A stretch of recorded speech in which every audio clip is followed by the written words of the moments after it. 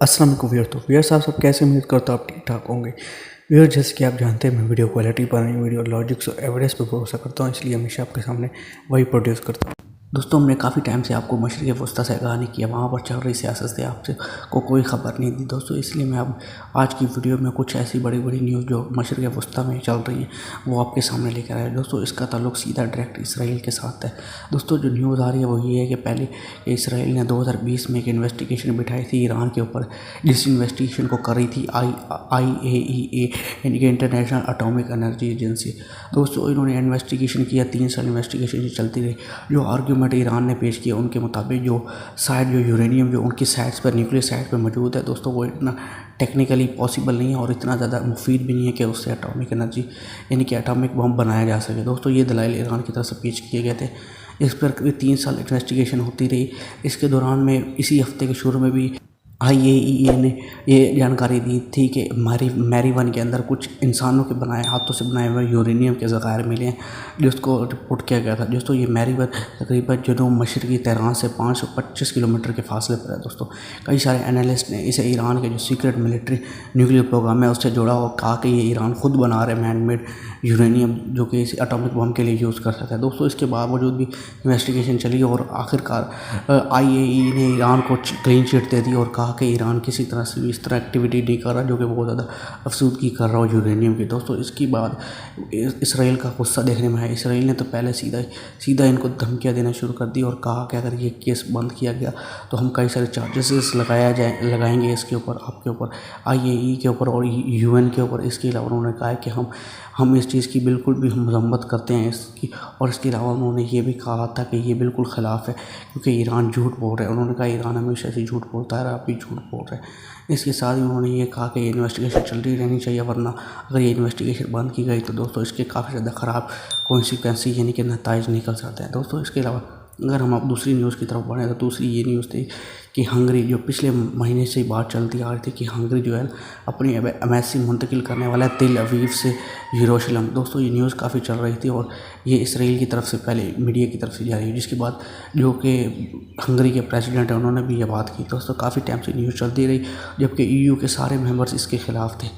दोस्तों, बुध के दिन भी इसराइल के जो फॉरेन मिनिस्टर हैं निकोलो, दोस्तों उसने भी यही कहा था कि अब हंगरी पहला मुल्क बनेगा जो कि EU का मेंबर है, जो कि अपनी एम्बेसी मुंतकिल करेगा तेल अवीव से यरूशलेम। दोस्तों, इस पर काफ़ी ज़्यादा गुस्सा था तो EU के दूसरे मेंबर्स की तरफ से। दोस्तों, फ़िलहाल अब ये बात आकर ये हंगरी के ने सीधा डायरेक्टली कह दिया कि हम कोई अपनी एम्बेसी मुंतकिल नहीं कर रहे तेल अवीव से यरूशलेम पर। उन्होंने कहा है कि हमारा जो पहले एक ट्रेड ऑफिस है वो यरूशलेम में काम कर रहा है 2019 के से।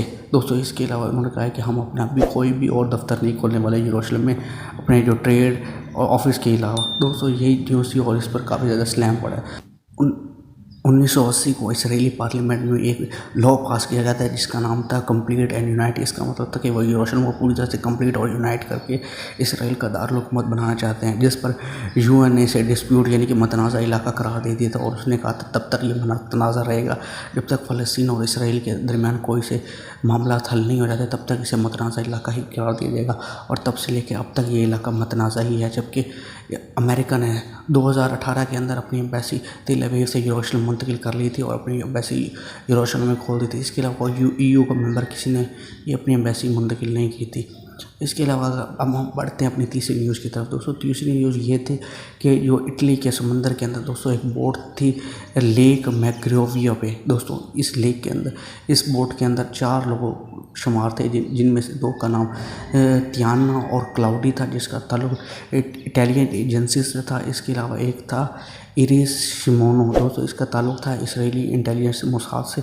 और इसके अलावा एक एना रशियन थी जिसका ताल्लुक भी एजेंसी से बताया जा रहा है कि जो कि रशियन इंटेलिजेंस से हैं। दोस्तों, इनकी 4 की अमवात हो गई और वो बोट डूब गई पानी में।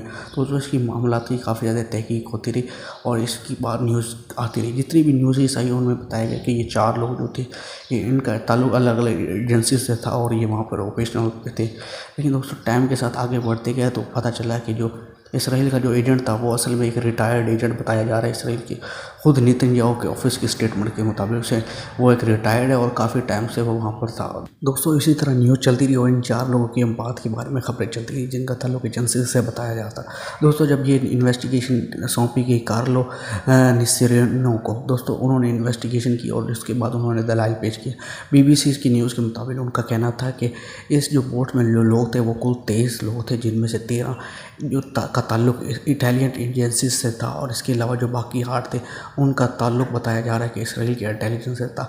और इसके अलावा जो 2 लोग थे, मिस्टर कैरेमेनाटी और उसकी वाइफ एना रशियन जो थे, इनका ताल्लुक किसी एजेंसी से नहीं है, ये लोग सिविलियन थे, एजेंसी से ताल्लुक। दोस्तों टोटल 27 लोग थे और इसमें एजेंसीज़ का बहुत बड़ा नंबर आ रहा है। बहुत बड़ी तादाद में एजेंसीज इटालियंस की भी थी और इसराइल की भी शामिल थी जो कि किसी ऑपरेशन में शायद थी।